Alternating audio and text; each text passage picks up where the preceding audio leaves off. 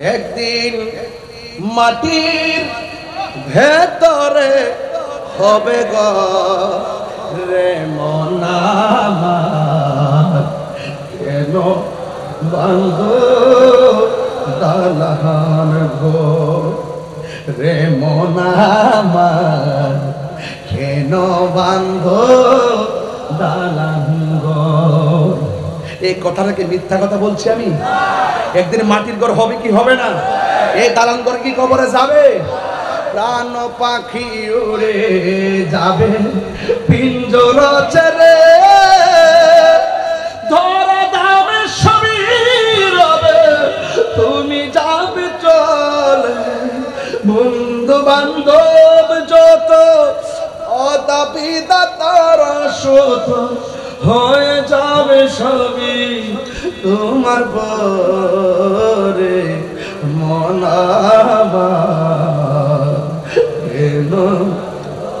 আমরা নবীর দিকে মরতে যা কিশোর বয়সে নবীর না পা, যৌবনকালে নবীর না পাই। ও আল্লাহ, মরণের ঘাটে আমরা রে নবী দেখায়া মরণ দিও, নবী দেখায়া মরণ দিও, নবী দেখায়া মরণ দিও। আমরা মরণের কালে নবী দেখতে চাই কি চাই না? বন্ধুগণ আমার, এখনো সময় আছে, খেলাই খেলাই জীবন ধ্বংস করে দিয়েন না। আল্লাহ রাব্বুল আলামিন সেই মালিক। আমরা আল্লাহ বলেন ফি আইয়ি সূরাতিন মা শাআ রাক্কাবা, আমি আল্লাহ যেমন ভাবে চাইছি এমন ভাবে তোমার চেহারাটারে বানাইছি। খালাকতু বিয়াদাইয়া, আমি আল্লাহ নিজের হাত দিয়ে তোমার চেহারাটা বানাইছি। এত মায়ের চেহারা, মুখের ভিতরে একটা জিহ্বা দিয়া দিছে, থুতু দিয়া ভিজা ভিজা। অনেকে থুতু দেখলে ঘৃণা করে, আর এই থুতু নিজের থুতু নিজে বাহিরে ফালাইয়া ভিতরে নেয় না, অথচ এই থুতু জিহ্বার মধ্যে লইয়া সারাদিন খেলামেলা করে। থুতুটার কি মূল্য? এই থুতু যদি না থাকতো, জিহ্বাটা শুকায়া থাকতো, আর শুকনা জিহ্বার কারণে কথা বলতে পারতাম না, গলা শুকায় আমরা মারা যাইতাম। এত নিয়ামতের জিহ্বা দান করে দুনিয়ার আগুন নিভাইবার জন্য ফায়ার সার্ভিস যাই, কিন্তু আপনার চন্দনেশের বাড়ির পাশে কবর আছে না নাই? আরো বড় করে কবর আছে না নাই? আগুন নিয়ে চলতেছে নাকি বিছানায় ঘুমাইতেছে আমরা কি জানি? আরো জোরে কোন জানি? আমার মরণের কতদিন বাকি আমি জানিলাম না গো, আমার মরণের কতদিন বাকি জানেন আপনারা? আরে জানেন নাকি? আজরাইলা শিয়া যখন হস্তে দিবা ধরি, তখন আমার মনা ভাই করবা পাখি পাখি প্রাণ পাখি কি, তখন আমার মনা ভাই করবা লুকালুকি আমি জানিলাম না গো, আল্লাহ মরণের কতদিন বাকি।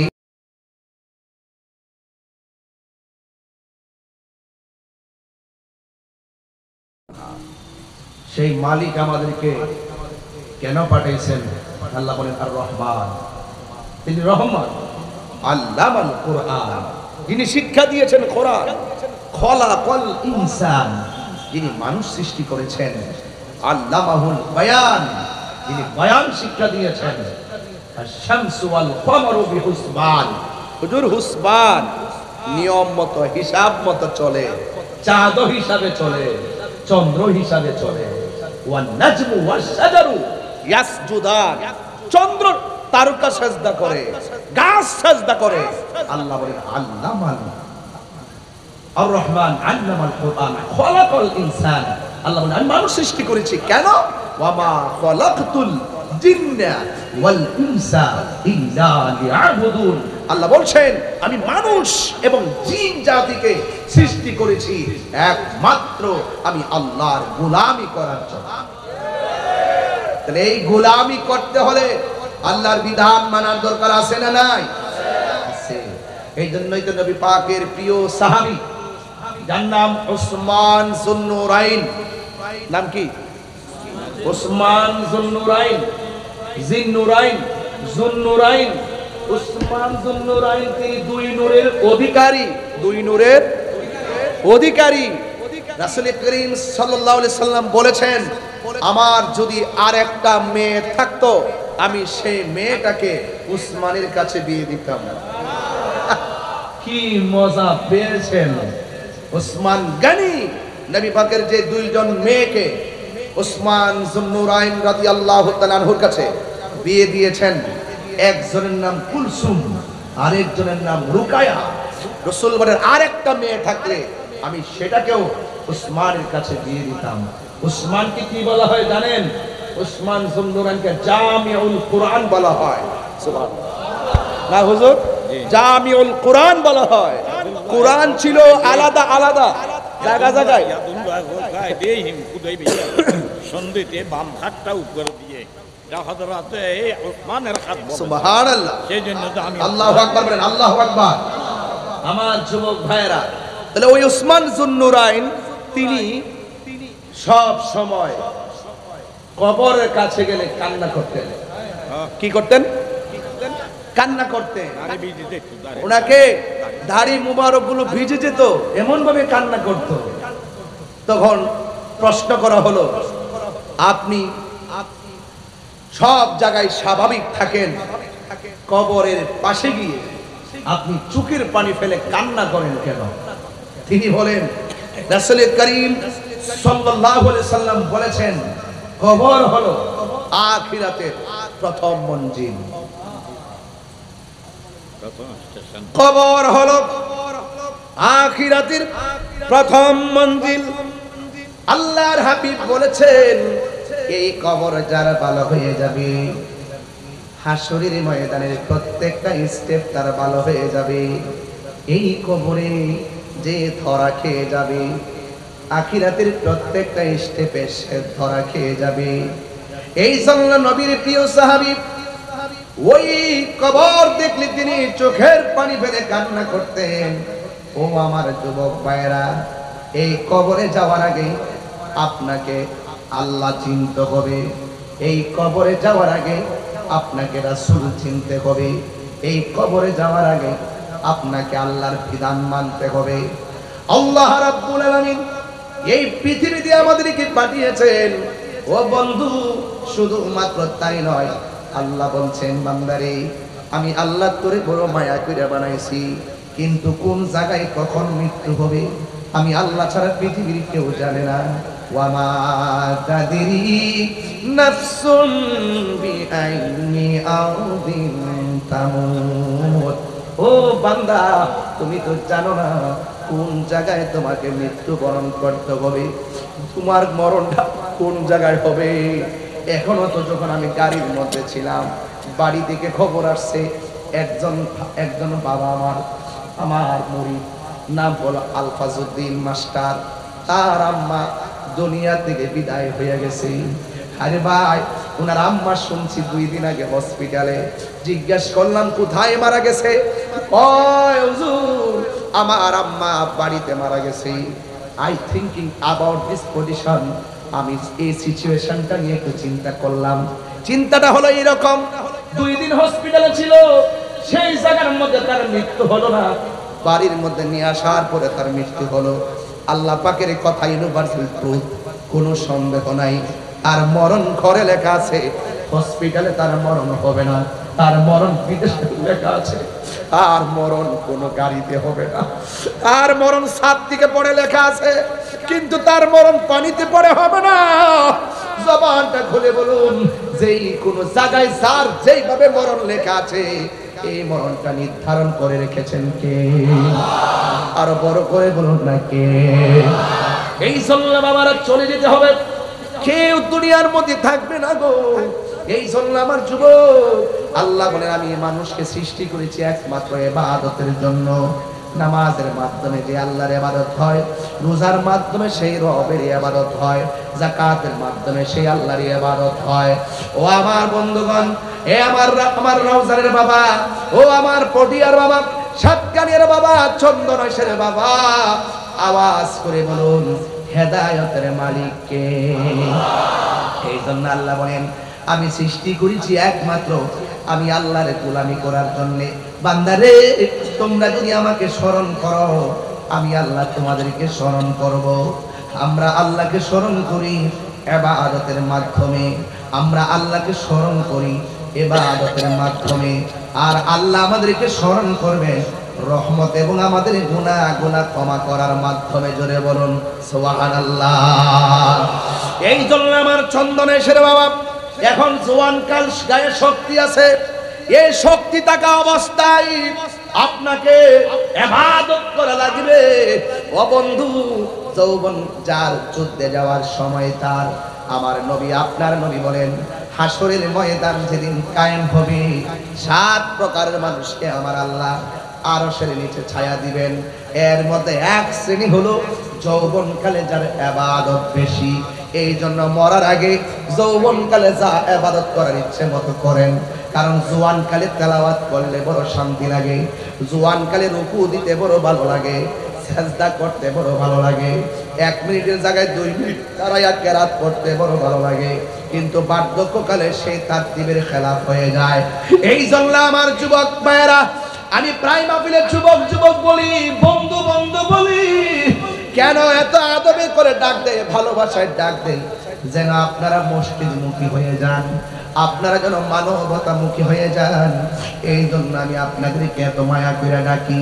বন্ধুরে, ফজরের নামাজ আযান দেয়, তুমি যখন মোবাইলটা বন্ধ করে ঘুমায়া যাও, তখন আমার নবী মদিনা থেকে অনেক বেজার হয়ে যায়।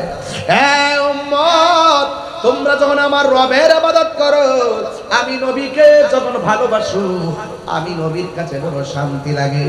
এই জন্য আপনাকে আমাকে ওই কবর দেশে যাওয়ার আগে অত্যন্ত আদবের সাথে আল্লাহর বিধান মানা লাগবে।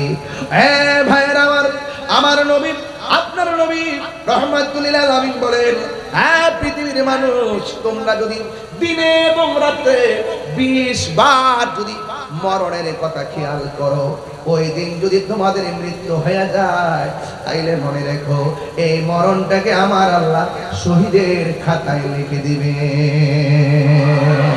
আর মায়ার সুরে বলে না সুবহানাল্লাহ। এই জন্য আমার বাবার চন্দনেশের বাবা, কবর বড় ডেঞ্জারাস, এই কবর বড় সাংঘাতিক। এই কবরের ডানে মাটি, কবরের বামে মাটি, উপরে ছানি, নিচে মাটি।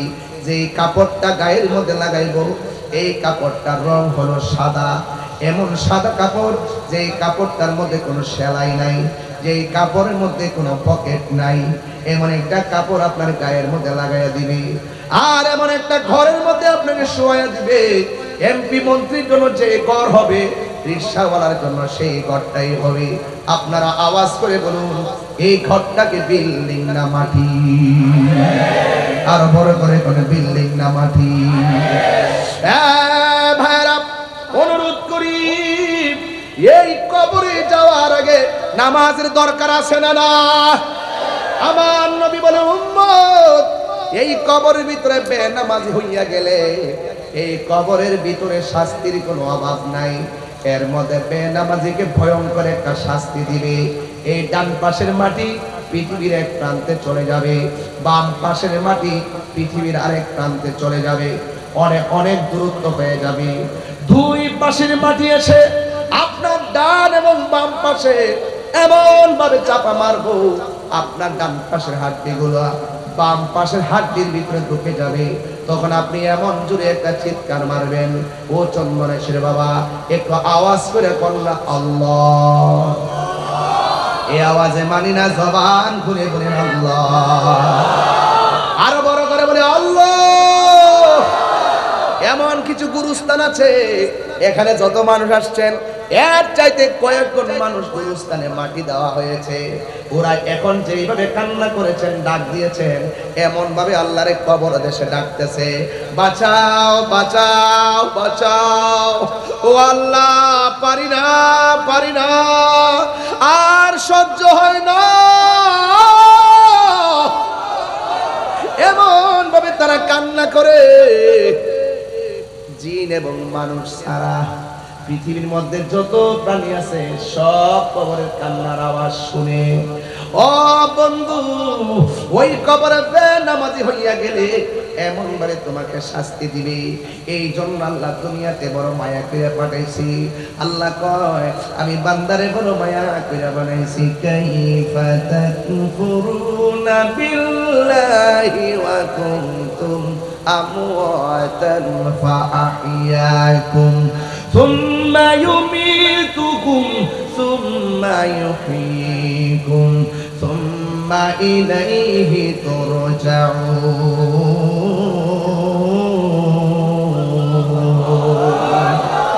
সাউন্ডটা একটু ক্লিয়ার করে দেন, ক্লিয়ার করে সাউন্ডটা, মনিটর সাউন্ডটা রাখেন।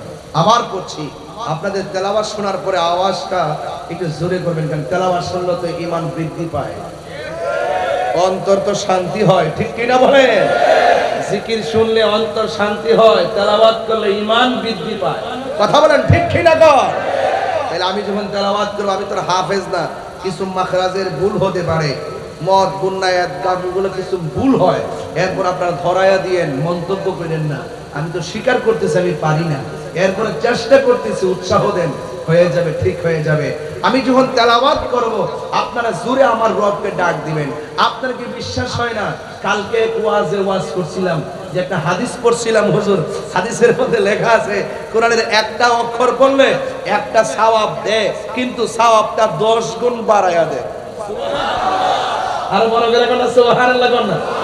তেলাওয়াত করলে যে সওয়াবটা হয়, শুনলে এই সওয়াবটাই হয়। এই জন্য আপনার তেলাওয়াতটা শুনবেন মহব্বতে, শুকরিয়াতেন আমার রবকে ডাক দিবেন, দেখবেন সাথে সাথে রহমতের দরিয়া হয়ে যাবে, কথা বলেন ঠিক কিনা? কাইফা তাকফুরুনা বিল্লাহি ওয়া কুনতুম আমওয়াতান ফাআহইয়াকুম সুম্মা ইউমীতুকুম সুম্মা ইউহয়ীকুম সুম্মা ইলাইহি তুরজাউন।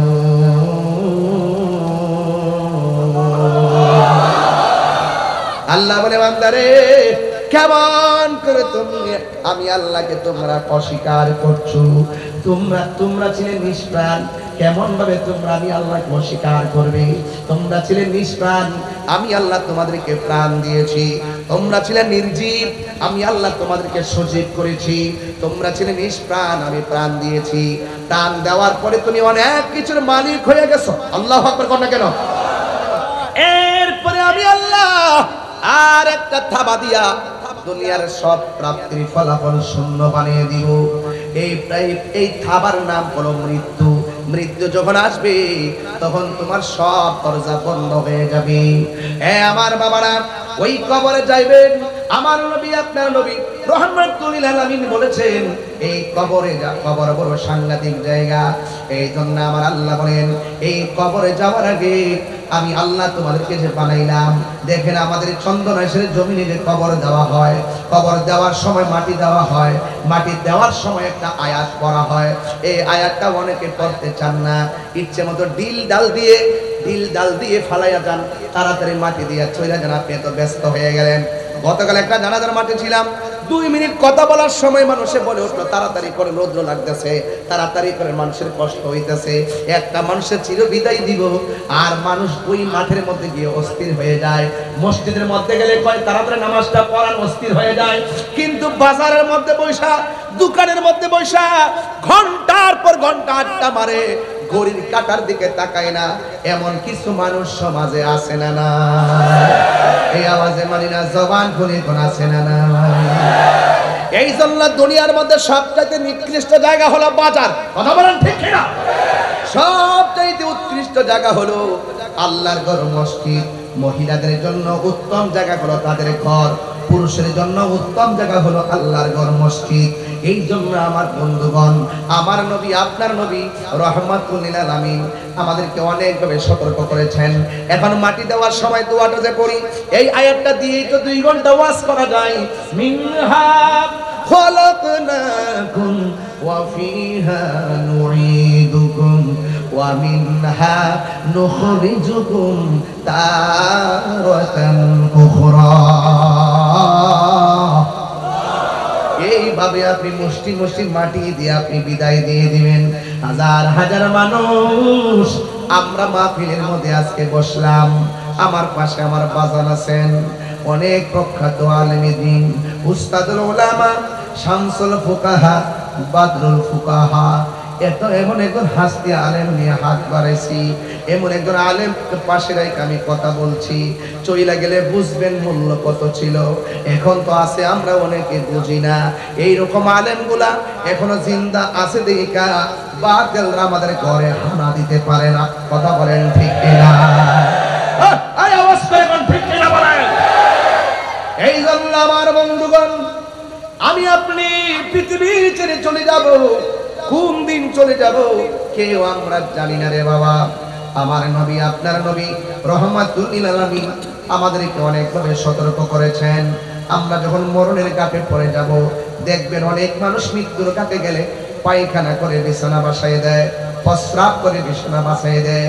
আর চন্দ্রদেশের মানুষ আমরা সব সময় আল্লাহরে বলবো, আল্লাহ মৃত্যু যখন দিবা পবিত্র অবস্থায় মৃত্যু দিও, মৃত্যু যখন দিবা উযু অবস্থায় মৃত্যু দিও, মৃত্যু যখন দিবা আর কিচ্ছু চাই না, আমার নবীরে দিদার দিয়া দিয়া আমাদেরকে মরণ দিও। ও আমার চন্দনেশ্বর বাবা, মৃত্যুকালে আমরা যার পাগল, আমরা যার দেওয়ানা, আমরা সেই নবীর দিদার চাই কি চাই না? আমরা নবীর দিকে মরতে যাই, কিশোর বয়সে নবীর না পা, যৌবনকালে নবীর না পাই। ও আল্লাহ, মরণের ঘাটে আমরা রে নবী দেখায়া মরণ দিও, নবী দেখায়া মরণ দিও, নবী দেখায়া মরণ দিও। আমরা মরণের কালে নবী দেখতে চাই কি চাই না? আমরা তওবার সাথে কালিমা পড়ে মৃত্যু চাই কি চাই না? বন্ধুগণ আমার, এখনো সময় আছে, খেলাই খেলাই জীবন ধ্বংস করে দিয়েন না। আল্লাহ রাব্বুল আলামিন সেই মালিক। আমরা আল্লাহ বলেন ফি আইয়ি সূরাতিন মা শাআ রাক্কাবা, আমি আল্লাহ যেমন ভাবে চাইছি এমন ভাবে তোমার চেহারাটারে বানাইছি। খালাকতু বিয়াদাইয়া, আমি আল্লাহ নিজের হাত দিয়ে তোমার চেহারাটা বানাইছি। এত মায়ের চেহারা, মুখের ভিতরে একটা জিহ্বা দিয়া দিছে, থুতু দিয়া ভিজা ভিজা। অনেকে থুতু দেখলে ঘৃণা করে, আর এই থুতু নিজের থুতু নিজে বাহিরে ফালাইয়া ভিতরে নেয় না, অথচ এই থুতু জিহ্বার মধ্যে লইয়া সারাদিন খেলামেলা করে। থুতুটার কি মূল্য? এই থুতু যদি না থাকতো, জিহ্বাটা শুকায়া থাকতো, আর শুকনা জিহ্বার কারণে কথা বলতে পারতাম না, গলা শুকায় আমরা মারা যাইতাম। এত নিয়ামতের জিহ্বা দান করেছেন। শুধুমাত্র তাই নয়, এই চেহারাটার ভিতরে আল্লাহ এত কপালটা দিয়েছেন, এই কপালটা মাটির নিচে ঝুলাইয়া যখন আমরা বলি সুবহান রাব্বিয়াল আলা, আল্লাহর শ্রেষ্ঠতার বয়ান যখন করি, আল্লাহ খুশি হয়ে যায়, আল্লাহ বান্দার দিকে রহমতের দৃষ্টি দেয়। এই জন্য আমার ভাইয়েরা, আমি আবারও বলছি, কবরে যাওয়ার আগে নামাজ পড়া লাগবে, কবরে যাওয়ার আগে রোজা রাখা লাগবে, কবরে যাওয়ার আগে হজ করা লাগবে, কবরে যাওয়ার আগে যাকাত দেওয়া লাগবে, কবরে যাওয়ার আগে ভালো কাজ করা। কথা কোন ঠিক না? মাত্র দুইটা কন্ডিশন। মা আতাকুমুর রাসূলু ফাখুযুহু ওয়া মা নাহাকুম আনহু ফান্তাহু। আল্লাহ বলেন, বন্ধু, ও পৃথিবীর মানুষ, আমার বন্ধু আমি আল্লাহর পক্ষ থেকে যা কিছু কল্যাণ করে নিয়ে এসেছেন তা তোমরা গ্রহণ করো, আর যা থেকে নিষেধ করেছেন তা থেকে তোমরা দূরে থাকো। যদি দূরে থাকো তাইলে আল্লাহ কবরে যাওয়ার পরে আমার আল্লাহ তোমাদেরকে আমাদেরকে নিয়ামত দিয়ে দিবি। আর যদি আমরা দূরে না থাকি, আমরা যে পাপ কাজে বিভোর হয়ে যায়, কবরের জায়গায় এমন জায়গা সারাদিন কানলেও কেউ সাহায্য করতে যাবে না। আরে ভাই, পাশে আজকে দেখলাম চট্টগ্রাম পিছনে কোন জায়গা আগুন লাগছে, কোন জায়গা দেখলাম আগুন লাগছে। ফায়ার সার্ভিস আগুন নিভাইবার জন্য অনেক চেষ্টা করতেছে, কিন্তু 20 তলা বিল্ডিং একের পরে এক সব তালাগুলো নিয়ন্ত্রণের বাহিরে চলে গেছে, আগুন নিভাইতে পারে না। আপনি যদি আখিরাতের আগুন যদি দুনিয়ার আগুন দিয়া যদি যাচাই বাছাই করেন, এটা হবে না রে বাবা। ও আমার বাবা, শুধুমাত্র তাই নয়, আমি প্রাণ খুলে বলে দিয়ে যাব। আমার নবী, আপনার নবী রহমাতুল লিল আলামিন আমাদেরকে সতর্ক করে গিয়েছেন।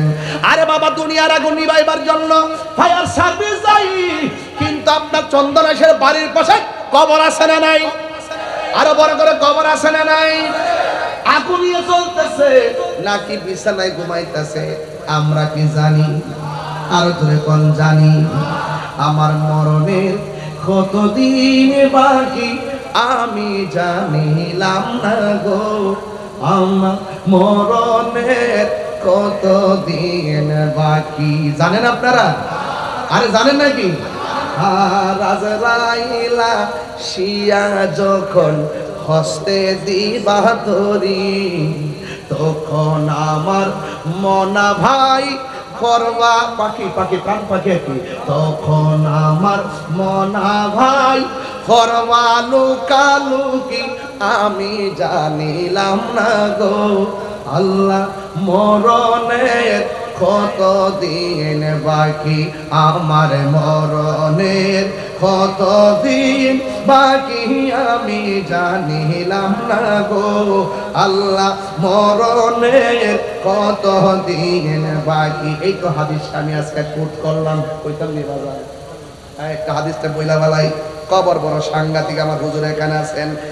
আনাসিন রাদিয়াল্লাহু তাআলা আনহু কল, হযরতে আনাস রাদিয়াল্লাহু তাআলা আনহু থেকে বর্ণিত, তিনি বলেছেন ক্বালা রাসূলুল্লাহ সাল্লাল্লাহু আলাইহি ওয়াসাল্লাম, আমার নবীর নূরানী জবান মুবারক দিয়ে তিনি বলছেন, ইন্নাল আবদা, নিশ্চয়ই বান্দাকে, ইজা ফুদিআ ফি কবরিহি, যখন কবরের মধ্যে নামানো হবে, যখন বান্দাকে মৃত্যুর উপরে কবরের মধ্যে রাখা হবে, ওয়া তাওয়াল্লা আনহু আসহাবুহু, যখন সাথীগণ তারে কবর দিয়া চলে আসবে।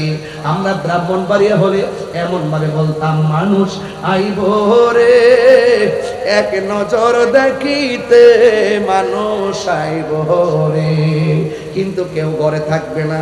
বন্ধু তোমার দেখতে আসবে, কই আমার কাজ আছে চলে যায়। জানাজার মাঠে আসবে, আপনাকে জানাজার নামাজটা দিয়া দোয়াও করবে না। কবরে মাটি দেওয়ার সময় গোরস্থানে বন্ধ যায় না, কই আমার বাজার আছে। আপনারে কবরে দেওয়ার সময় মানুষ আর থাকে না, সবাই যার জন্য চলে যায়। আমার নবী, আপনার নবী বলেন, ইন্নাল আবদা, আমার নবী আপনার নবী বলতেছেন, আমার নবী বলেন, ইন্নাল আবদা ইজা বুদিআ আলা ফি কবরিহি, যখন মাইয়িতকে মরে যাওয়ার পরে কবরস্থ রাখা হয়, ওয়া তাওয়াল্লা আনহু আসহাবুহু, যখন তার সাথীরা কবর থেকে ফিরে আসে, ইন্নাহু, ওই মৃত্যু ব্যক্তি, লা ইয়াসমাউ কারআনি আলিহিম, পায়ের আওয়াজ শুনতে পায়, পায়ের আওয়াজ শুনতে পায়, পায়ের আওয়াজ শুনতে পায়। ও বন্ধুরে, তারা যে চলে যাইতেছে, বন্ধু বান্ধবের পায়ের আওয়াজ তারা শুনতেছে, চলে যাইতেছে। কেউ গুরুস্থানের মধ্যে আর থাকে না রে। 40 কদম হাঁটিয়া আসিবে স্বজন, মুনকার নাকির হাজির হইবে রে তখন। এবার আমার নবী বলতেছেন, আতাহু মালাকানে, ওই কবরের মধ্যে দুইজন ফেরেশতা আসবে, পায়াক উদানিহি, এবং কবরের মধ্যে যিনি আছেন তাকে উঠাইয়া বসানো হবে। ফায়াকুলানে, যেই দুইজন কবরে নামছে, তারা জিজ্ঞেস করবে, মা কুনতা তাকুলু ফি হাযা রাজুলি মুহাম্মদ, নবী সাল্লাল্লাহু তাআলা আলাইহি ওয়াসাল্লাম সম্পর্কে তুমি কি বলতে? মা হাজার রাজুল, এই ব্যক্তিকে বাজান এই কথা কইতো না রে, জিগাইব নবী সম্পর্কে তুমি কি বলতে। এখন বলতে যাইয়া সুন্নিরা একটু তাবিল করে, সুন্নিরা বোঝাইতে চাই যে এন কবরে যে বলবে নবী সম্পর্কে কি বলতে, ওয়া মা কুনতা তাকুলু, ওয়া মা কুনতা তাকুলু, এই কথা কইতা না, এই কথা বলবে না, তুমি ওনারে চিনোনি। এবার বলবে তুমি তিনি সম্পর্কে কি বলতে? নবীর নূর বলতেনি, নবী গায়েব জানে বলতেনি, নবী হাজির নাজরে বলতেনি, নবী শাফাত করব বলতেনি, নবী রওজা মুবারকে জিন্দা বলতেনি, যা যা মন চা তা কইতে। এবার দেখেন কি হয়, আমি পরের কথা আগে বোঝাইয়া গেলাম, পরে হাদিসটা শেষে গেলে ইনশাআল্লাহ অবশ্যই বুঝা ফেলাবেন কি বলতে চাইতেছি। বলা হচ্ছে, মা কুনতা তাকুলু ফি হাযা রাজুলি মুহাম্মদ সাল্লাল্লাহু তাআলা আলাইহি ওয়াসাল্লাম, নবী সম্পর্কে তুমি কি বলতে? এই যে নবী সম্পর্কে তুমি কি বলতে? যারা হাজার রাজুল বুঝে না, তিলকার রাজুল বুঝে না, তারা হাজার নাজের বুঝে না। What is the difference between হাজা মাল ফারকু বাইনা হাজা ওয়া তাজালিকা, হাজা এবং জালিকার মধ্যে পার্থক্য কি এটা এরা জানে না। কথা বলেন ঠিক কি না রে বাবা? এই জন্য সেদিকে যাব না, আকীদার ওয়াজ করব আরেকদিন। আকীদার ওয়াজ এখন করব না, শুধু বুঝাইয়া দিয়া যায়। যখন তার প্রশ্ন করবে এই লোক সম্পর্কে তুমি কি বলতে, যদি ফা আম্মাল মুমিন, যদি লোকটা মুমিন হয়, ফায়াকুলু, সে বলবে আশহাদু আন্নাহু আব্দুল্লাহি ওয়া রাসূলুহু, আমি সাক্ষ্য দিচ্ছি তিনি আল্লাহর বন্ধু এবং তার রাসূল। তিনি আল্লাহর বন্ধু, বিয়াদবরা কয় আল্লাহর বান্দা, আমরা কই বন্ধু। এখানে পার্থক্য, বিয়াদবরা কয় ফাও মুবারক, আমরা বলি কদম মুবারক। বিয়াদবরা বলে কফাল মুবারক, আমরা বলি সের মুবারক। বিয়াদবরা বলে ঘাম মুবারক, আমরা বলি পসিনা মুবারক। বিয়াদবরা বলে সাংবাদিক, আমরা বলি বার্তা বাহক। কথা বলেন ঠিক না? পার্থক্য বোঝেন না আপনারা? আজ থেকে বহুত বছর আগে তারা আমার নবীজিকে পিওনো পর্যন্ত বলছে, হুজুর পিওনো পর্যন্ত বলছে। ওরা আপনারা তো সংগ্রাম করছেন হুজুর সারা জীবন এদের সাথে, এরা সারা জীবন বলছে নবী রওজা মোবারকে মরে পচে মাটির সঙ্গে মিশে গেছে। আমাদের আকাবেররা দলিল দিতে দিতে এই শেষ বয়সে দীক্ষা ফলাইছে, ওরা এখন নবীজিকে জিন্দা নবী মানে। আরে যুবক ভাইরা হাত তুলে বলো ঠিক কি না বলো? সুন্নিরা কি দালালের জন্য কথা বলে? সুন্নিরা দলিলের জন্য কথা বলে ঠিক কি না বলেন? এই ওয়াজ আমি বাংলা কইরা গেছি, বাংলা ভাষায় এই ওয়াজগুলো করছি। বাংলা ভাষায় বলার পরে আমাকে বলতো ওরা কিচ্ছা কাহিনী ক। আরে বেটা চন্দন এসে জমিনে শোন, আমার ভাষা জাইয়েদ মাহের একজন আলেমে দ্বীন উস্তাদুল উলামা বাদুল ফুকাহা শামসুল উলামা বসা আছে। আমি যে এবারে অর্থ তুলতেছি, একটা অর্থ মন করা তুলছি না। কথা বলেন ঠিক না?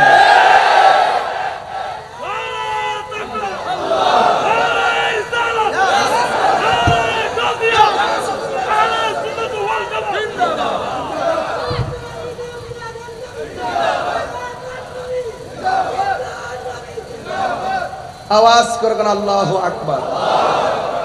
একদিন মাটির ভেতরে হবে রে মন আমার, কেন বাঁধো দালান ঘর রে মন আমার, কেন বাঁধো দালান ঘর। এই কথাটাকে মিথ্যা কথা বলছি আমি? একদিন মাটির ঘর হবে কি হবে না? এই দালান ঘর কি কবরে যাবে?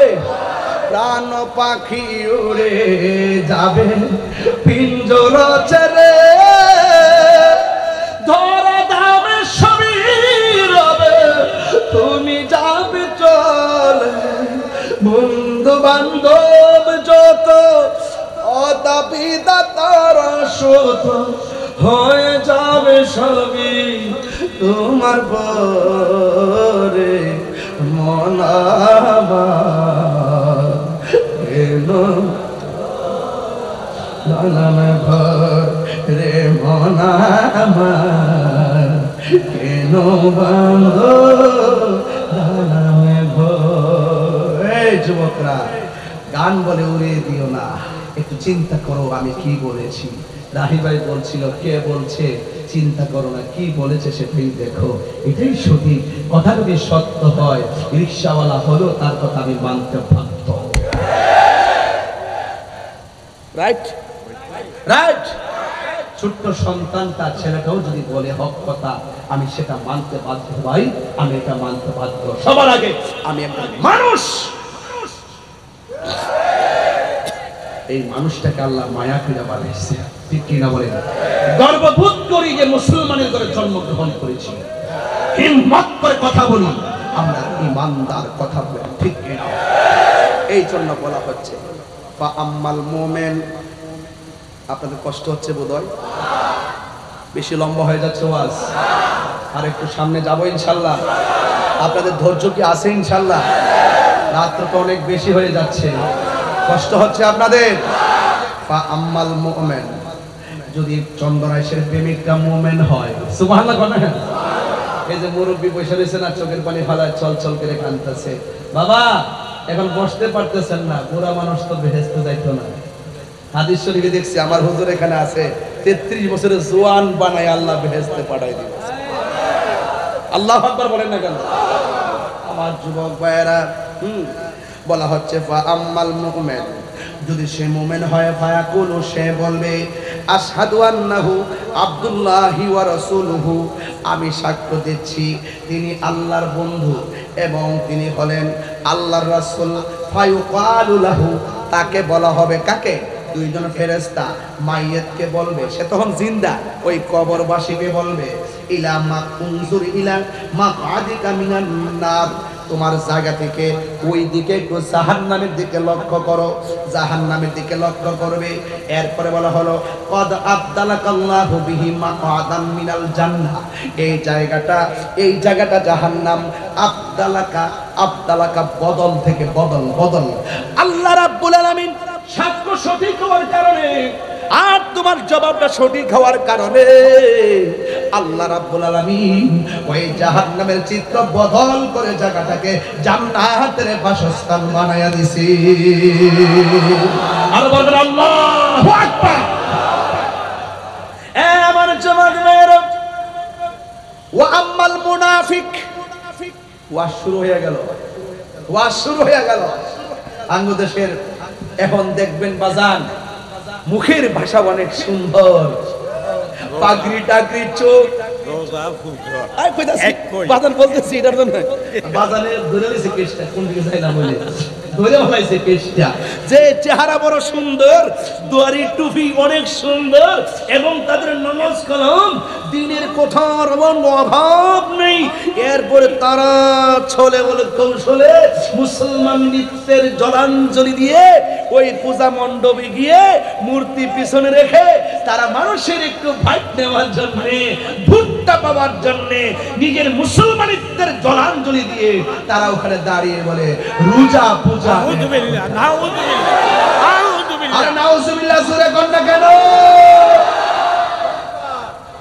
সাবধান মুসলমান, সাবধান, কয় মুদ্রার এপিট ওপিট বলে। আরে মুসলমান যেই মুদ্রায় আছে সেই মুদ্রায় এপিটও কেউ থাকবে না, ওপিটও কেউ থাকবে না। কথা বলেন ঠিক কিনা? মুসলমানিত্রা আবার এপিট আর ওপিট কি? মুসলমান একটা ঘর, মুসলমান একটা প্ল্যাটফর্ম, মুসলমান একটা অস্তিত্বের জায়গা, সেই জায়গাকে জলাঞ্জলি দেওয়া যাবে না। আমাদের সুন্নিদের কনসেপ্ট কি? হিন্দুরা এই দেশে শান্তিতে বসবাস করবে, তাদের নিরাপত্তা আমরা ইনশাআল্লাহ দিব। অবশ্যই এরা এদের পূজা করবে, আমরা আমাদের মাহফিল করব, নামাজ পড়ব। কথা বলেন ঠিক কি না বলেন? হ্যাঁ, এই জন্য রমজান মাসে কি তাদের পূজা করতে পারে না? কথা পারে কি না? তাদের পূজা তারা করবে, কিন্তু আমরা আমাদের রোজা রাখবো। কিন্তু আমি এই কথা বলতে পারবো না যে এপিট আর ওপিট, রোজা আর পূজা এপিট আর ওপিট, এই মন গড়া ব্যাখ্যা দিয়া ইসলাম চলে না। কথা বলেন ঠিক কি না? এই যুবক ভাইরা আমার, আমি আরো আপনাকে সেভ করে দিচ্ছি, কথা বলতে সংযত হয়ে কথা বলবেন। আপনারা এতদিন কি বললেন আর এখন কি করছেন? জাতি এখন আস্তে আস্তে বুঝতেছে, আর তাহিরি তো আগে থেকে বোঝা শুরু করছে। আমি তো জানি ওরা কি করতেছে, ওদের মধ্যেই তো ABCD, কিন্তু মনে রাখবেন সুন্নিরা জানে আপনাদের অবস্থান কতটুকু। হয়তো আপনারা গুপ্ত রাজনীতি করেন, গুপ্ত রাজনীতি করে এক এক সময় এক এক লঙ্গির তলে ঢুকেন, ঢুকে চা বিস্কিট খান, এটা কেউ না জানলেও আমরা জানি। আপনারাই খালাম্মা রাখেন, আপনারাই শাশুড়ি রাখেন, আপনারাই জননী রাখেন, আপনারাই কাকি আম্মা রাখেন, আবার আপনারাই তাদের মাথার উপরে আবার আসর হইয়া বসেন, আবার বান্ডেল দিলে আবার কুলাকুলি করে। এই বিচারিতা আমরা পারবো না। এই জন্য বলছি আম্মাল মুনাফিক, তার মানে বোঝা গেল কবরের ভিতরে যে মুনাফিকরা ধরা খাবে। আমার রাসূল এখানে শুধু কাফের বলে নাই, বলছে মুনাফিক। ওয়া আম্মাল মুনাফিক ওয়াল কাফের, আর কবরের মানুষটা যদি মুনাফিক হয় কাফের হয়, দুইটা শব্দ পাশাপাশি, রাসূল বলছেন কাফেরের চাইতো মুনাফিক আরো ভয়ঙ্কর। ঠিক কিনা বলেন? ইন্নাল মুনাফিকিনা ফি দারকিল আসফালি মিনান নার, জাহান্নামের সর্বনিম্ন স্তরে মুনাফিকরা বাস করবে, ঠিক কিনা বলেন? বলা হচ্ছে ওয়া আম্মাল মুনাফিক ওয়াল কাফের, কবরের মানুষটা যদি ইয়া হয় মুনাফিক এবং কাফের হয়, ফায়ুকালু লাহু, তাকে বলা হবে, কি বলা হবে? মা কুনতা তাকুলু ফি হাযার রাজুল, এই লোক সম্পর্কে অর্থাৎ নবী সম্পর্কে দুনিয়ায় তুমি কি বলতে? তখন সে বলবে ফায়াকুলু, অতঃপর সে বলবে লা আদ্রি, আমি জানি না, কুনতু আকুলু, আমি ওই কথাই বলতাম, মা ইয়াকুলুন নাস, মানুষে যা বলতো আমি তাই বলতাম, যা বলতো তাই বলতাম। দেখবেন আমার দেশের মধ্যে অনেক বড় বড় দলের বড় বড় নেতা আছে, কয় ওকুল জাল হক তো ওয়াজাতুল বাতিল, কি জানি কইলো বুঝলাম না কিছু।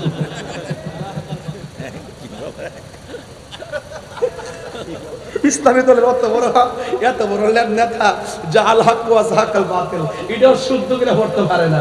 আবার দেখুন ওয়া শুরু করলে বিসমিল্লাহ, ইনশাআল্লাহ, আলহামদুলিল্লাহর অভাব নাই, কথাবার্তা কইলে বিসমিল্লাহ, আলহামদুলিল্লাহর অভাব নাই। কিন্তু দেখা যায় ইসলামের কথা ঠিকই কয়, কিন্তু সবই ঠিক আছে, ভিতরের গন্ডগোল আছে। কথা বলেন ঠিক না বেঠে? আমি কি বাড়ায় বলতেছি নাকি? আমি দলিলের কথা বলতেছি। কি বলে দেখেন না মুনাফিকরা কি কয়? হুজুর কইছিনি লা আদ্রি, আমি জানি না, কুনতু আকুলু, আমি ওই কথাই বলতাম, মা ইয়াকুলুন নাস, মানুষ যা বলতো, ফায়ুকালু, অতঃপর তাকে বলা হবে লাহু, তাকে বলা হবে লা দারাইতু ওয়ালা তালাইতা, তুমি পড়লে না কেন, তুমি দেখলে না কেন, তুমি জানলে না কেন, তুমি পড়লে না কেন, তুমি পড়লে না কেন, জানলে না কেন, বুঝলে না কেন? তাইলে বোঝা গেল জবাবদিহিতা কবরেও, আরে বলেন না, জবাবদিহিতা কবরেও। সবাই শুনলো, পড়লো, বুঝলো, কিন্তু তুমি পড়লে না কেন, জানলে না কেন, বুঝলে না কেন? এরপরে কি হবে দেখেন, তারে কি বলবে? ওয়া ইউদরাবু বিমাতারিকি মিন হাদিদিন, একেবারে লোহার কস্তুরি লয়া, এটা কি কাপড় লাগা, লোহার হাতুড়ি, ডান্ডা, লোহার ডান্ডা লয়া দরবাতান, এমন ভাবে তারা আঘাত করা শুরু করবে, ফায়াসিহু সাইহাতা ইয়াসমাউহা মাইয়ালিহি, এবং তারপর কান্নার আওয়াজ, জীব জন্তু মানে যা আছে সব তার কান্নার আওয়াজ, লোহার হাতুড়ি দিয়ে এমন ভাবে তারে মারা শুরু করবে, সব জীব জন্তু তার কান্নার আওয়াজ শুনবে, গায়রাস সাকালাইন, মানুষ এবং জিন ছাড়া, মানুষ এবং জিন ছাড়া সবাই তার কান্নার আওয়াজ শুনবে। আপনারা জবান খুলে বলুন, কবরের জবাবদিহিতা আছে না নাই? এবার একটু সামনে যান তো দেখি। ওয়া মিনহা নুখরিজুকুম তারাতান উখরা, আপনাকে কবর থেকে একটা মাঠে উঠানো হবে। ওই মাঠটা কি সাধারণ কি আপনাদের খেলার মাঠের মতো, নাকি উত্তপ্ত গরম মাঠ? আর বলবেন কি মাঠ? গরম মাঠ। এই কবর থেকে আপনাকে উঠতে হবে, এই কবর থেকে আপনাকে উঠতে হবে, আপনার বাঁচার কোনো রাস্তা নাই। এই জন্য আমার ভাইয়েরা, এই কবর থেকে যেহেতু আপনি উঠবেন আর ওখানে যেহেতু আপনি একত্রিত হবেন, গায়ের মধ্যে কোনো কাপড় থাকবে ভাই? গায়ের মধ্যে কোনো কাপড় থাকবে না, আপনি থাকবেন উলঙ্গ। আমার একটা হাদিস যদি আমি এই মুহূর্তে না বলি তাহলে আমার হক আদায় হবে না। এই হাদিসটা বলি আমি আপনাদেরকে একটি করুণ দৃশ্যের দিকে নিয়ে যাবো। এক নম্বর হাদিস হলো, সেটা হলো কি জানেন? আল্লাহর হাবিব সাল্লাল্লাহু আলাইহি ওয়াসাল্লাম তিনি বলেছেন, হাসরের মাঠে মানুষদেরকে যে একত্রিত করা হবে, এই মাঠটা কেমন হবে? আল্লাহ পাকের হাবিব বলতেছেন, এই মাঠটা হবে বাইদা আফরা, এই মাঠটা হবে আংলার মাঠ, এই মাঠটা হবে একবারে ওই যে কি বলে তামার মাঠ, একদম গরম মাঠ হবে। কাকুরসাতিন নাকি, ওই মাঠটা এমন মাঠ হবে যেই মাঠের মধ্যে কোনো উদ্ভিদ থাকবে না, যেই মাঠের মধ্যে কোনো গাছপালা থাকবে না। হাদিসটা মনে হয়, আমার মনে হয় যতটুকু বলতেছি শব্দগুলো এটার হাদিসের ভিতরে আছে। সেই মাঠে কোনো গাছ থাকবে না, কোনো ধরনের আমরা ছায়া থাকবে না। সেই মাঠের মধ্যে ওসি বলেন, এসপি বলেন, ডিসি বলেন, যত ধরনের কথাই বলেন, কাহার জন্য আলাদা করা হবে না। সবাই একটা মাঠের মধ্যে তারা অবস্থান করবে। রাসূল আয়েশা সিদ্দিকা রাদিয়াল্লাহু তাআলা আনহা বলেন, আল্লাহর হাবিব সাল্লাল্লাহু আলাইহি ওয়াসাল্লামকে আল্লাহ রাসূল সাল্লাল্লাহু আলাইহি ওয়াসাল্লাম বলেন, আয়েশা রে, হাসরের মাঠে আমার মনে হয় হাসরের মাঠে আল্লাহর হাবিব বলছেন, হাসরের মাঠে সব মানুষ পায়ের মধ্যে জুতা ছাড়া এবং গায়ের মধ্যে কাপড় ছাড়া খতনাবিহীন অবস্থায় তারা হাসরের মাঠে উঠবে। আয়েশা সিদ্দিকা বলেন, ইয়া রাসূলুল্লাহ, এটা কেমন একটা মাঠ, লজ্জাস্কর মাঠ, সেখানে একজন আরেকজনকে দেখবে। আল্লাহর হাবিব বললেন, আয়েশা না, এটা এমন একটা মাঠ হবে রে, একটা সেকেন্ডের জন্য কাহার দিকে তাকাইবা কোনো সময় পাবে না। সেই মাঠটা হলো হাসরের ময়দান। আর নামাজ এমন একটা বন্দিগি, ওই মাঠের মধ্যে সর্বপ্রথম হিসাব নেওয়া হবে, নামাজের হিসাব। আমার চন্দনেশের বাবা, জবানটা খুলে বলুন, আমরা নামাজ চাই কি চাই না? এ আওয়াজে মানি না, জোরে বলে চাই কি চাই না? যদি নামাজ চেতে হয় তাহলে আজকে থেকে তো ওয়াদা করতে হবে, আমরা নামাজ পড়বো ইনশাআল্লাহ। রাসূল বলেন, ওই হাসরের মাঠে এক শ্রেণীর মানুষের নখগুলো থাকবে তামার নখ। কিসের নখ? তামার নখ থাকবে। এই তামার নখ দিয়ে তাদের চেহারার গোশতগুলো টেনে টেনে ভক্ষণ করবে। রাসূলুল্লাহকে প্রশ্ন করা হয়, ইয়া রাসূলুল্লাহ, এদের নখগুলো কেন এত বড় বড়? আর নখগুলো হলো তামার আর পিতলের, আর এই নখ দিয়ে তাদের গালের গোশত নিজেরাই নিজে গোশত খুলছে এবং তাদের চেহারার চামড়া ছিঁড়ছে। ওরা কারা? রাসূল বলেন, এরা হলো, আল্লাহ বলেন, ও বন্ধু, এরা হলো দুনিয়ার ওই সমস্ত বান্দা যারা গীবত করত। আপনারা বলেন, চন্দনাইশে গীবত আছে না নাই? মুনাফিকি আছে না নাই? এবং এই মুনাফিকদের শাস্তিও আছে না নাই? এই জন্য বাবারা, দুনিয়াতে যাই করেন না কেন, আমি শুরুতেই বলছিলাম, ইন্নাল্লাহা ইউমাহহিলু ওয়ালা ইয়ামহুল, আল্লাহ ছাড় দেয় কিন্তু ছেড়ে দেয় না। নামাজ পড়ো নাই, দুনিয়ায় ঘুমাইছো, অসুবিধা হয় নাই, ঘুমাইছো অসুবিধা হয় নাই, ব্যবসা করছো অসুবিধা হয় নাই, আল্লাহ ছাড় দিয়েছেন। কিন্তু হাসরের মাঠে নামাজের হিসাব না দিয়া এক চুল পরিমাণ এক অগ্রসর হওয়া যাবে না। সেই মাঠটা হলো হাসরের ময়দান। কথা বলেন ঠিক কিনা? আজকে এখানে যারা আসছেন, হাসরের মাঠে আরেকটা ভয়াবহ চিত্র হলো, কিছু কিছু নারীদেরকে, যেহেতু মা বোনরা পর্দার আড়ালে আছেন, কিছু কিছু মা বোনদেরকে আল্লাহ রাব্বুল আলামিন হাসরের মাঠে মাথার চুলগুলো উপরে ঝুলিয়ে পাগুলো নিচে ঝুলাই রাখা হবে। জিজ্ঞেস করা হবে, তারা কারা?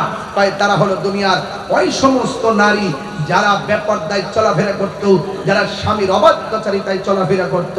আমার চন্দনেশের মা, বিদায় বেলায় কথা এতটুকুই বলবো, আমরা যতই এই দুনিয়াদারি করি না কেন, আল্লাহর হুকুমের লঙ্ঘন করব না, আল্লাহর বিধানের লঙ্ঘন করব না। কেন? ফামাইয়ামাল মিথকালা যাররাতিন খায়রান ইয়ারা ওয়া মাইয়ামাল মিথকালা যাররাতিন শাররান ইয়ারা। যাররা যাররা পরিমাণ হিসাব নেওয়া হবে হাসরের ময়দানে। কথা বলেন ঠিক কিনা? এর সব জায়গায় দুনিয়া বলি, কবর বলি, মরণ বলি, হাসর বলি, মিজান বলি, ফুলসিরাত বলি, সব জায়গায় আমার নবী আমার নবী, সেই ভালোবাসা, নবীর মর্যাদা আছে না নাই? আর বলবেন আছে না নাই? এই জন্য আমি বলতেই হয়, আমি মদিনার পাগল, আমি নবীজির পাগল, আমি মদিনার পাগল, আমি নবীজির পাগল। মদিনার দুলবালি মোর নয়নের কাজল, আমি মদিনার পাগল, আমি নবীজির পাগল, আমি মদিনার পাগল, আমি নবীজির পাগল। আমার জিকির নবী নবী, তুই চোখে মদিনার ছবি। সুবহানাল্লাহ কয় রে। আমার জিকির নবী নবী,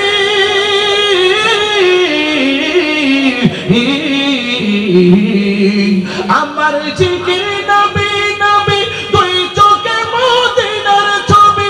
নবীর প্রেমে দিতে রাজি, নবীর রাজি, নবীর প্রেমে দিতে রাজি, জীবনের সকল। আমি মদিনার পাগল,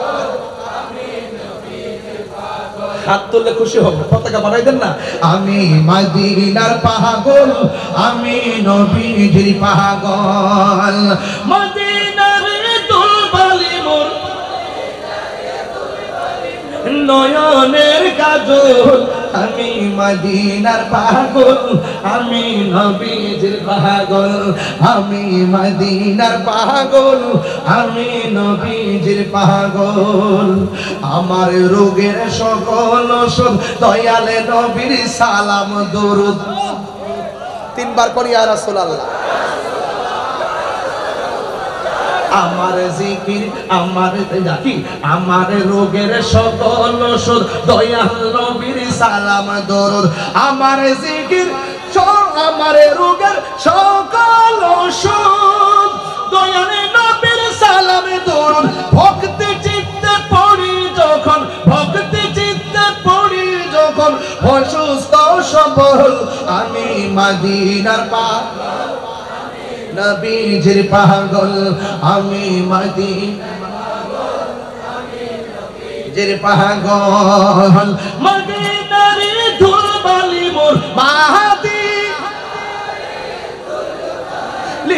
মোর মদিনার ধুলবালি মোর নয়নের কাজল আমি মদিনার পাগল আমি নবীজির পাগল আমি মদিনার পাগল আমি নবীজির পাগল আল্লাহু আকবার বলেন পাইলে নিরালাহি গো নবী বাবা জান কষ্ট হবে আপনাদের চিটাগং আসলে তো মহিলাদের অপোজিটের মধ্যে ব্যবস্থা হয় হয়